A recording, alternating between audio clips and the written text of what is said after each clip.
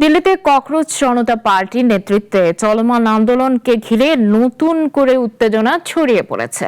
যন্তর মন্তরের মূল বিক্ষোভস্থল শান্ত থাকলেও সংসদ মার্গ এলাকায় বিক্ষোভকারী ও আইন শৃঙ্খলা বাহিনীর মধ্যে সংঘর্ষের ঘটনা ঘটেছে। এদিকে আন্দোলনকে ঘিরে মুখোমুখি অবস্থান নিয়েছেন প্রধানমন্ত্রী নরেন্দ্র মোদী ও বিরোধী নেতা রাহুল গান্ধী।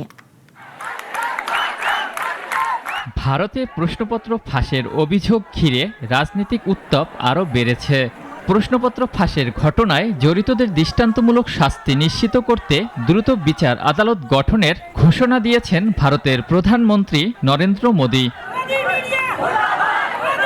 বৃহস্পতিবার দিল্লিতে শিক্ষার্থীদের বিক্ষোভ ও সংসদের তুমুল হট্টগোলের মাঝেই সামাজিক যোগাযোগ মাধ্যম এক্সে দেয়া এক বার্তায় তিনি বলেন, দেশের তরুণদের ভবিষ্যতের চেয়ে গুরুত্বপূর্ণ আর কিছু হতে পারে না। তবে প্রধানমন্ত্রীর এই ঘোষণার পরই পাল্টা প্রতিক্রিয়া জানান কংগ্রেস নেতা রাহুল গান্ধী। তিনি অভিযোগ করেন, দেশের তরুণদের ভবিষ্যতের সবথেকে বেশি ক্ষতি করেছেন প্রধানমন্ত্রী নিজেই। শিক্ষা ব্যবস্থাকে দুর্বল করার সুযোগ তৈরি এবং দায়ীদের রক্ষার অভিযোগ তুলে শিক্ষামন্ত্রী ধর্মেন্দ্র প্রধানের পদত্যাগ, শিক্ষার্থীদের কাছে ক্ষমা প্রার্থনা এবং আন্দোলনকারীদের উপর হামলার ঘটনায় জড়িতদের বিরুদ্ধে ব্যবস্থা নেয়ার দাবি জানান তিনি। এদিকে রাজধানী দিল্লিতেও উত্তেজনা নতুন করে ছড়িয়ে পড়েছে।